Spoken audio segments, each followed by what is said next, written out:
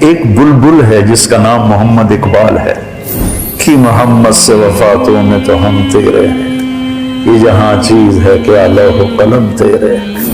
تو میں تو ایک چھوٹا سا طالب علم ہوں، لیکن جتنا میں نے پڑھا ہے اقبال کے علاوہ پیغام کوئی نہیں ہے۔ یہ دو بڑے محسن لوگ گزرے ہیں پاکستان کے۔ 1930 میں الہ آباد میں انہوں نے سب سے پہلے ایک الگ ملک کا تصور پیش کیا۔ اقبال رحمت اللہ علیہ نے امت کو پیغام دیا، امت کو جگایا، امت کو حوصلہ دیا، قرآن کے پہلوؤں کو، سیرت کے پہلوؤں کو شاعری میں ڈبو دیا۔ نقش توحید کا ہر دل پہ بٹھایا ہم نے، زیر خنجر بھی یہ پیغام سنایا ہم۔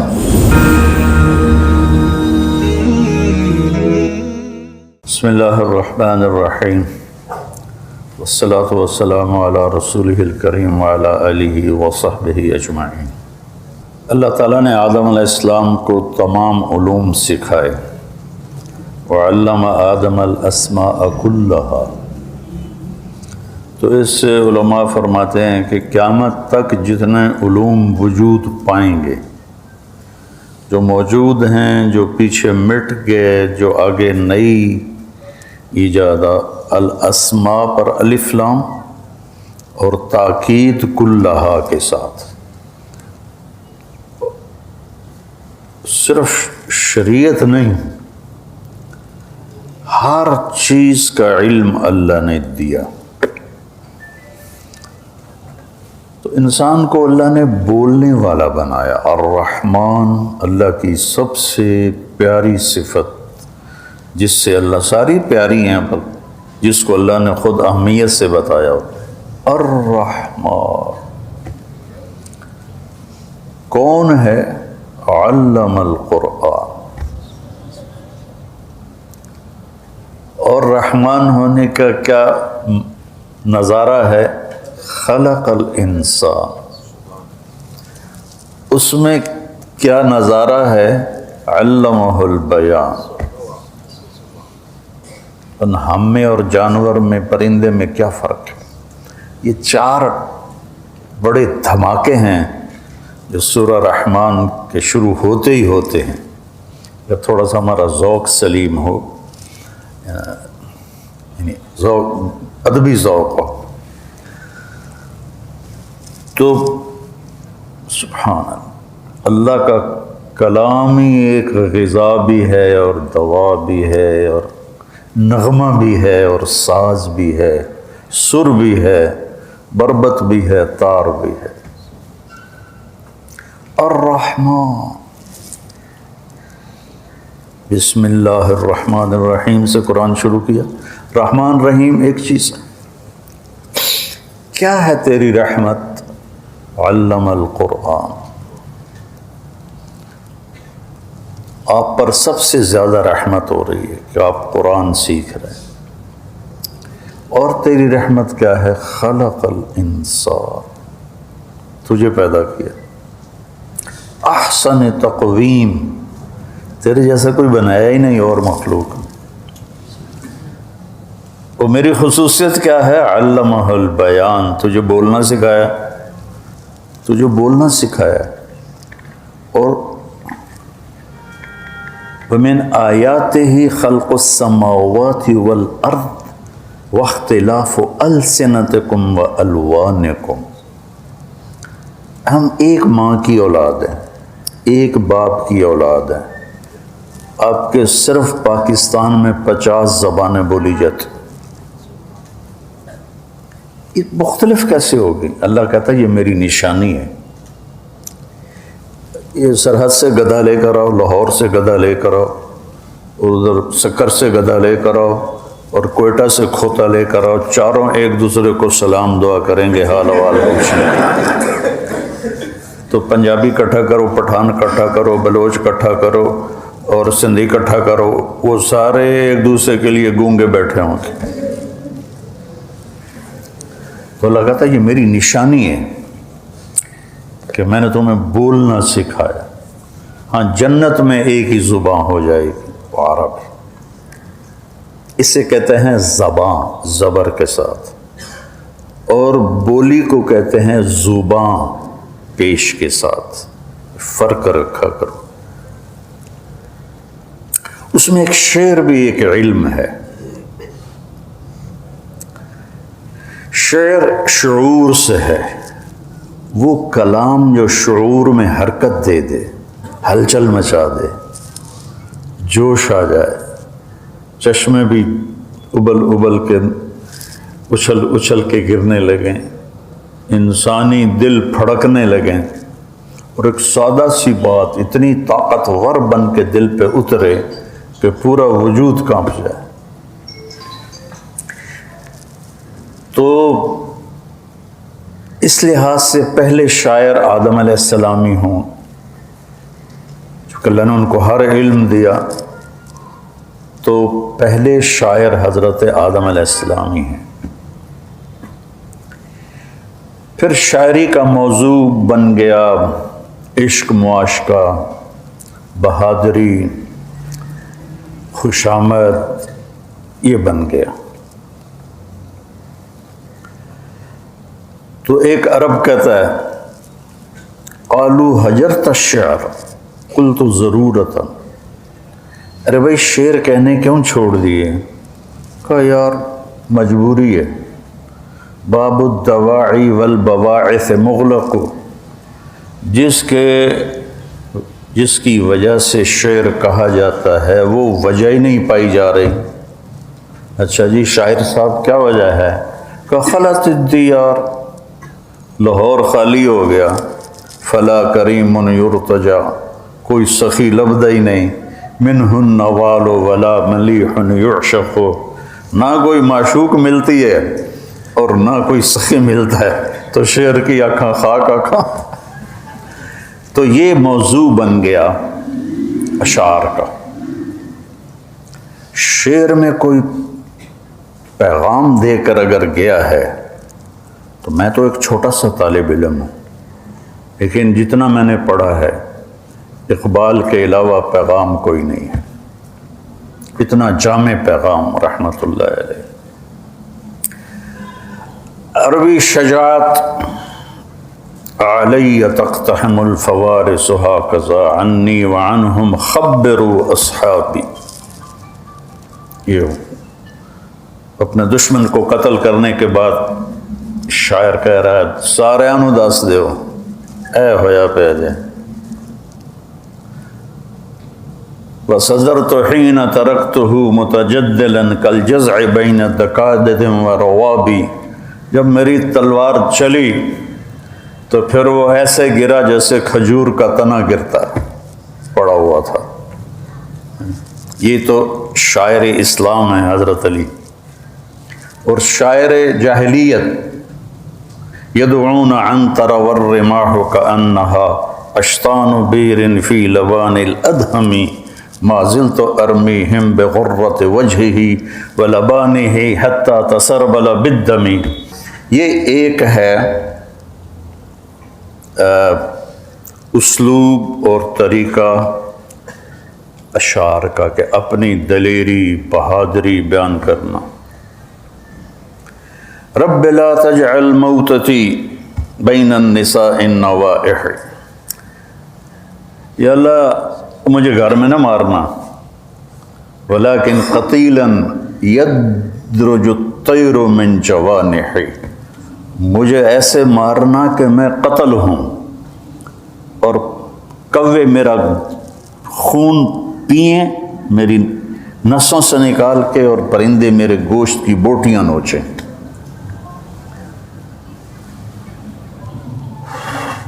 اس پر دیوان بھرے پڑے۔ پھر خوشامد، کالشمس فی کبد السماء وضوءها یغشی البلاد مشارقا ومغاربا کالبدر حیث اتجہت رأیتہ یہدی الی عینیک نورا ثاقبا کالبحر یقذف للقریب لآلیا جودا ویبعث للبعید لآلیا۔ یہ وہ متنبی نا ایک بادشاہ کو بیوقوف بنا رہا ہے۔ خوش آمد بیوقوف بنانا ہی ہوتا ہے نا۔ یہ خوشامد کا نمونہ ہے۔ پھر عشق محبت، ابو نواس کہتا ہے وقف الحوا بی حیث انت فلیس لی متأخر عنہ ولا متقدم، میری محبت نے مجھے وہاں پہنچا دیا ہے جہاں سے آگے کوئی مرتبہ اور مقام ہی کوئی نہیں۔ اجد الملامت فی ہواک لذیذۃ حبا لذکرک فلیلبن لوم، تیرے عشق میں نا مجھے گالیاں بڑی پڑتی ہیں۔ تو سننے والے کہتا وہ کس لیے؟ اس لیے کہ وہ تیرا نام اس میں بار بار لیتے ہیں نا، تو جب میں تیرا نام سنتا ہوں تو گالیاں بھول جاتا ہوں، تیرے نام کی لذت لیتا رہتا ہوں۔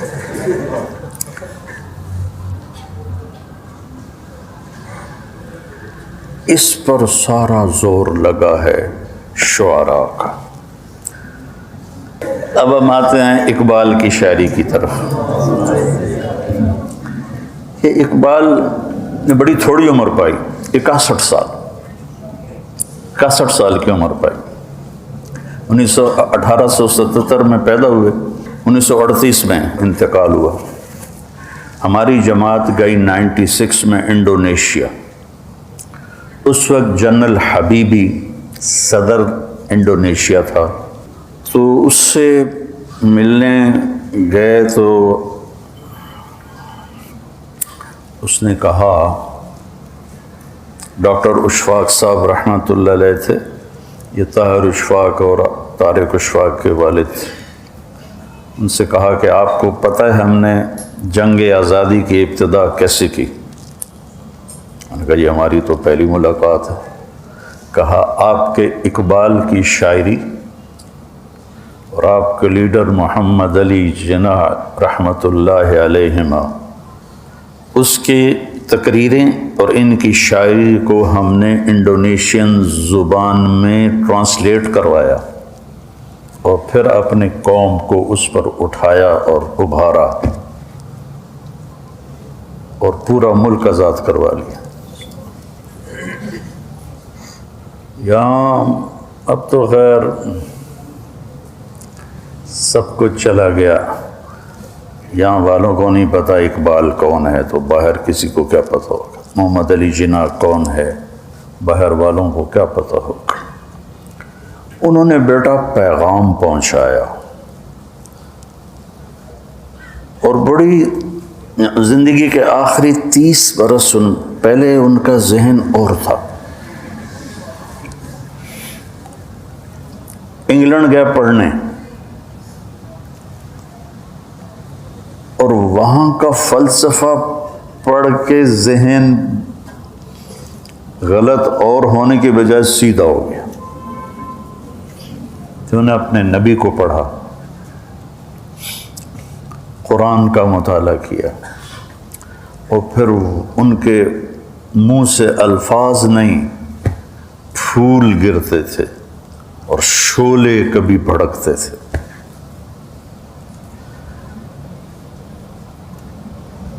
اگر آپ میں سے کسی کو اللہ ذوق دے نا تو اس کی کوشش کیا کرے کہ مزید آگے بڑھ جائے، چونکہ اس کا تعلق پڑھنے لکھنے سے نہیں ہے، اللہ کی عطا ہے۔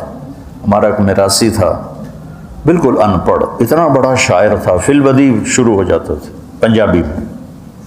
تو یہ اللہ کی عطا ہے، اس کو ہم پڑھنے لکھنے سے نہیں کر سکتے۔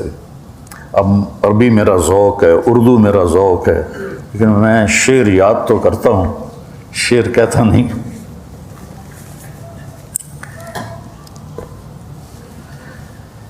اقبال رحمۃ اللہ علیہ نے امت کو پیغام دیا، امت کو جگایا، امت کو حوصلہ دیا، قرآن کے پہلوؤں کو، سیرت کے پہلوؤں کو شاعری میں ڈبو دیا۔ اور مولانا علی میاں رحمۃ اللہ علیہ فرمایا کرتے تھے کہ اقبال کی فارسی کی شاعری اردو شاعری سے بھی، ان کی اردو شاعری سے بھی زیادہ بلند ہے۔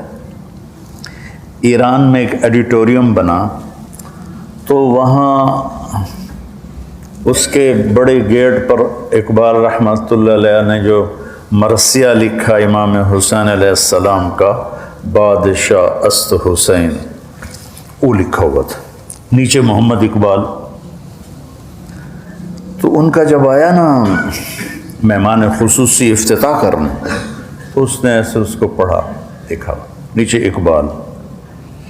وہ کہنے لگا تمہیں ایران میں کوئی شاعر نہیں ملا کہ تم ایک ہندی کو یہاں لے کر آ گئے ہو؟ تو انتظامیہ جنہوں نے بنایا تھا کہنے لگے حضور آپ ہمیں کوئی شاعر نکال کے دے دیں ایران کا جس کا کلام ایسا ہو، تو پھر ہم یہ مٹا دیں گے، وہ چڑھا دیں گے۔ تو وہ آگے چپ ہو گئے۔ اس کی فارسی شاعری بڑی زبردست۔ تو امت کو پیغام اللہ سے باتیں، کیوں ضیاءکار بنوں سود فراموش رہوں، فکر فردا نہ کروں محو غم دوش رہوں، نالے بلبل کے سنوں اور ہماتن گوش رہوں، ہم نوا میں بھی کوئی گل ہوں کہ خاموش رہوں۔ اب یہ وہ اللہ سے بات کرنا چاہتا ہے، امت کو ماضی یاد دلانا چاہتا ہے۔ ساز خاموش ہیں فریاد سے معمور ہیں ہم، نالا اگر لب پہ آتا ہے تو مجبور ہیں ہم۔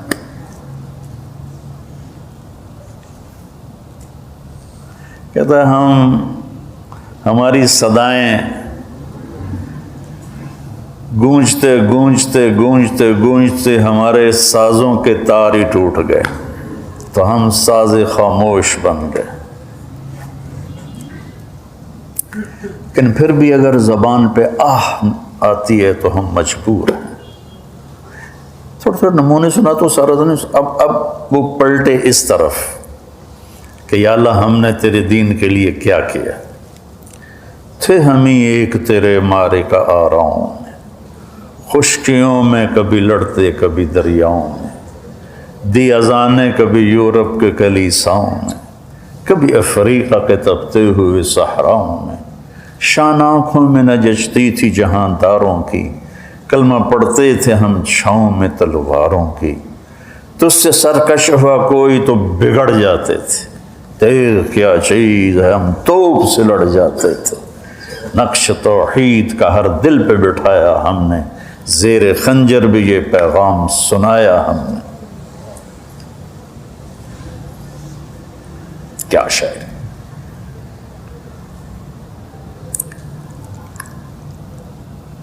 کبھی اے حقیقت منتظر نظر آ لباس مجاز میں، کہ ہزاروں سجدے تڑپ رہے ہیں میری جبین نیاز میں۔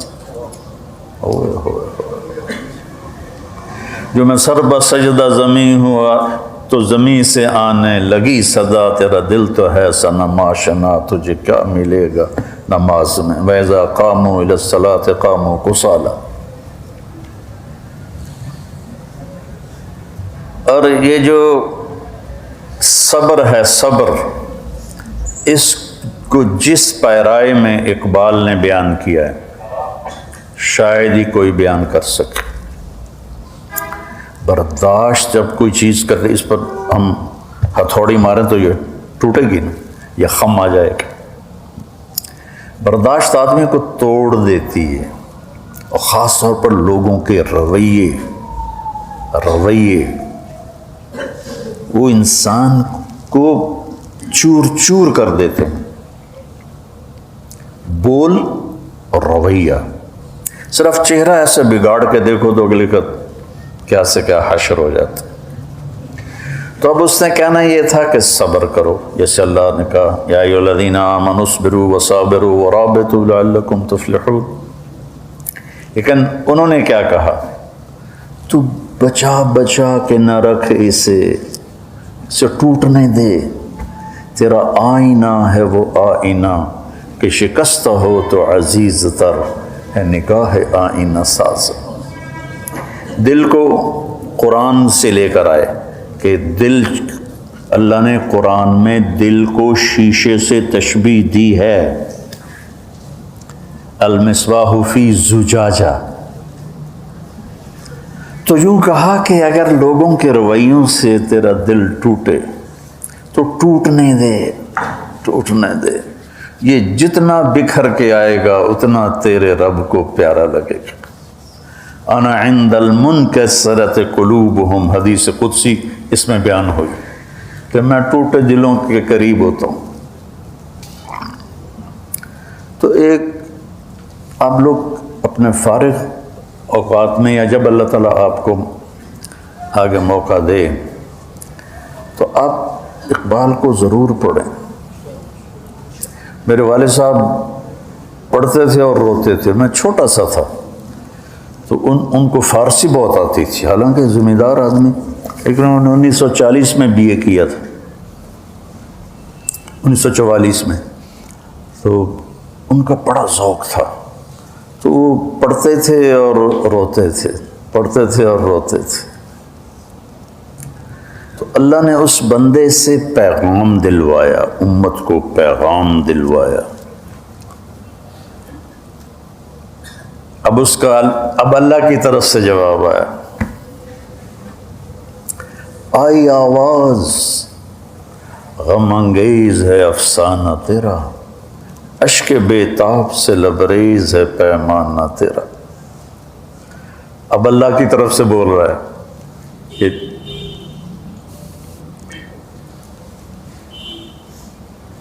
کہ میرے گلے کے بدلے میں جواب آیا، ہاں میرے بندے واقعی بڑی دکھی کہانی ہے تیری، اور بڑے بےتاب آنسوؤں میں بھیگی ہوئی ہے کہانی تیری، لیکن ہم کیا کریں، ہم تو مائل بکرم ہیں، کوئی سائل ہی نہیں، راہ دکھلائیں کسے راہ رو منزل ہی نہیں، تم ترستے ہو کلی کو وہ گلستاں با کنار۔ ایک مصرع ہے یہ، تو وہ بھی جواب شکواتا ہے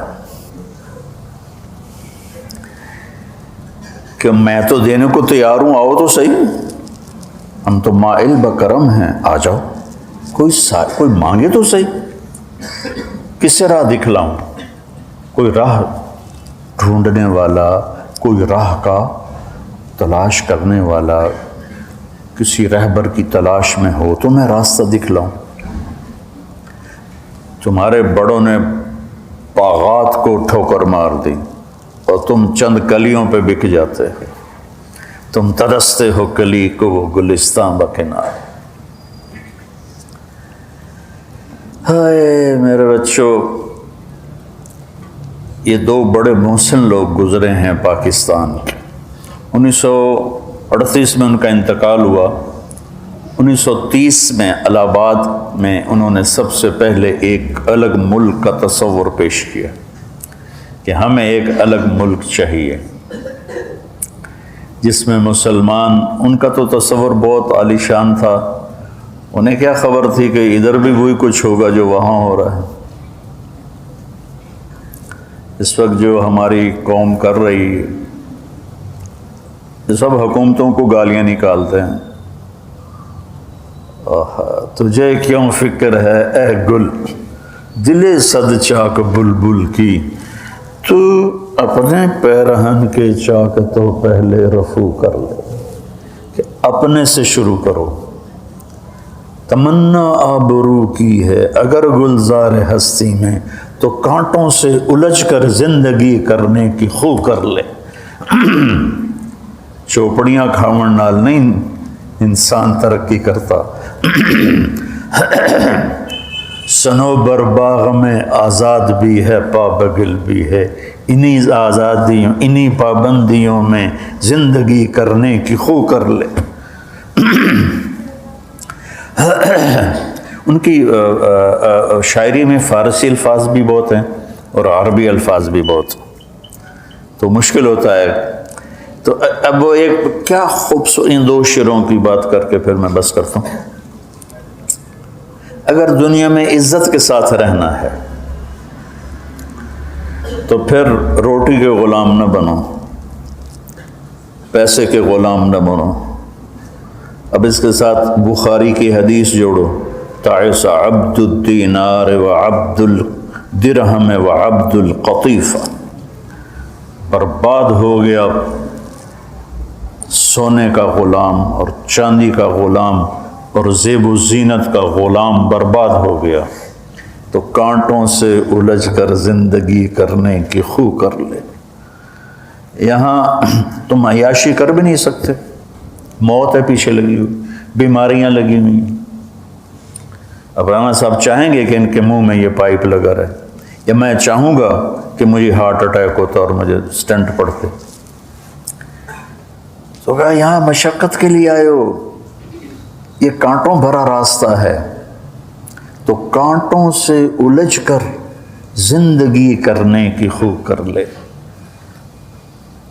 ہمارا معاشرہ پیسے پہ بک گیا اور فحاشی پہ فروخت ہو گیا، بے حیائی کلچر بن گئی۔ اور پھر آگے کیا خوبصورت تشمیع دی ہے، بوہڑ کا درخت دیکھا آپ لوگوں، کتنا بڑا ہوتا ہے، کتنا پھیلتا ہے۔ ہمارے وہاں قدیم گاؤں میں ایک بوہڑ ابھی تک ہے، باقی تو کٹ کٹ آ گئے، وہ ایسے تمہاری یہ جو مسجد ہے نا، اس کا یہ اندر ہال، اس سے بھی زیادہ اس کا پھیلاؤ ہے۔ وہ کیا کرتا ہے، وہ اپنی جو شاخیں ہیں نا، اس سے شاخیں نیچے لاتے لاتے لاتے زمین میں گاڑ دے کر دیتا ہے اور اسے بھی جڑ بنا دیتا ہے۔ میرے شعر کی تشریح کے بعد دیکھنا جا کے، صنوبر کہتے ہیں کس کو، تو اس کی ایسے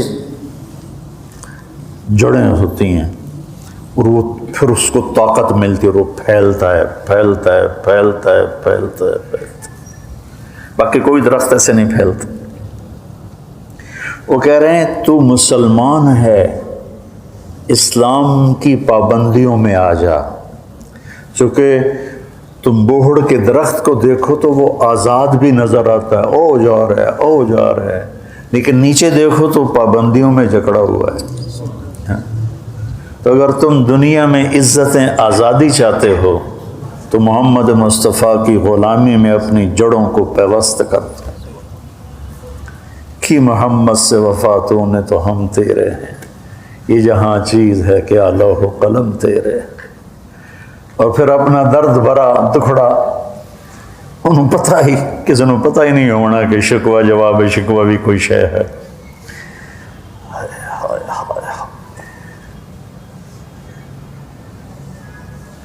ایک بلبل ہے، ایک بلبل ہے جس کا نام محمد اقبال ہے، ایک بلبل ہے کہ محو ترنم اب تک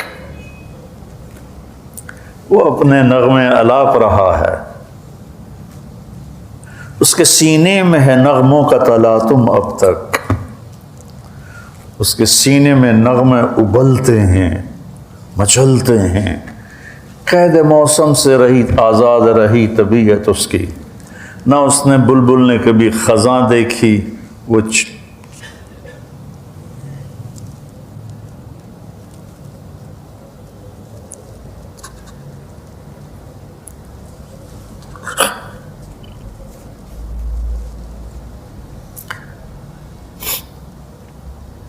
جو ساز سے نکلی ہے وہ دھن سب نے سنی ہے، جو تار پہ بیتی ہے وہ کس دل کو پتا ہے۔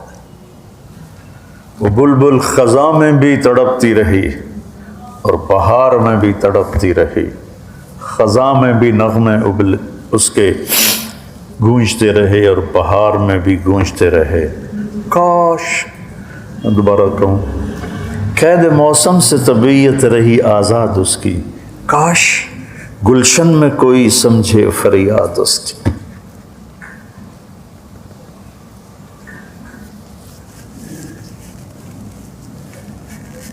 میں نے کبھی اس مضمون پہ بات نہیں کی، نہ کبھی کچھ پڑھا، پرانا پڑھا ہوا آپ کو بوسیدہ سا سنایا ہے، لیکن مجھے بھی بہت اچھا لگا کہ میں نے ایک محسن پاکستان کا تذکرہ اچھے الفاظ میں کیا، اچھے نیک محفل میں کیا، نیک بڑے چھوٹوں میں کیا، اللہ اس کا اجر انہی کی روح کو پہنچائے اور ہمیں پابگل کر دے کہ ہم اسلام کی، اللہ اس کے رسول کی شریعت میں اپنے پاؤں جما دیں، پھر ہم ایسے پھیلیں گے، ایسے پھیلیں گے، ایسے پھیلیں گے، ایسے پھیلیں گے۔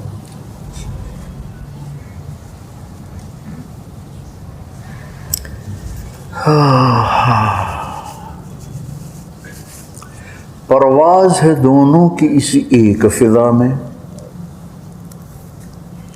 کہا یہ ایسی آسمان میں گدھ بھی اڑ رہا ہے اور عقاب بھی اڑ رہا ہے، شاہی کا جہاں اور ہے، کرگس کا جہاں اور ہے۔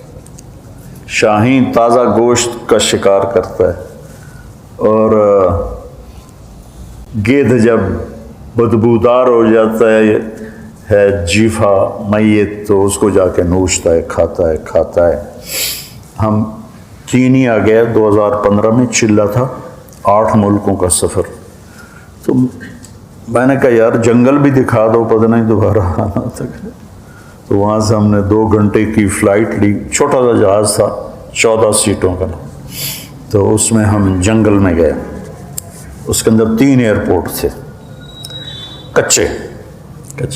تو پہلے ایئرپورٹ کے ساتھ ہوٹل، دوسرے کے ساتھ ہوٹل، تیسرے کے ساتھ ہوٹل، کچھ مہمان پہلے ہوٹلوں کے، کچھ درمیان، کچھ آخر۔ تو اب میں نے تینوں دیکھے، چونکہ میرا ہوٹل تیسرے ایئرپورٹ پر تھا، تو وہ پہلے پہ اس نے ہمیں اتارا، دیکھا، دوسرے پہ اتارا، پھر تیسرے پہ اتارا۔ تو ہم یہ جو میریٹ ہوٹل ہے وہاں خیمے بنے ہوئے ہیں، وہ ہوٹل خیمے، لیکن بڑے محفوظ، جنگلے لگے ہوئے تاکہ کوئی جانور نہ۔ تو ہم صبح نکلے جنگل کو دیکھنے کے لیے، گائیڈ ہمیں لے کے چلا، تو بہت کچھ دیکھا، لیکن جو اس شعر کی مناسبت سے مجھے یاد آیا ہے کہ پرواز ہے دونوں کی اسی ایک فضا میں، کرگس کا جہاں اور ہے، شاہی کا جہاں اور۔ کہ ایک وہ تھے جنہوں نے اللہ کو راضی کیا، ان کی دنیا اور تھی۔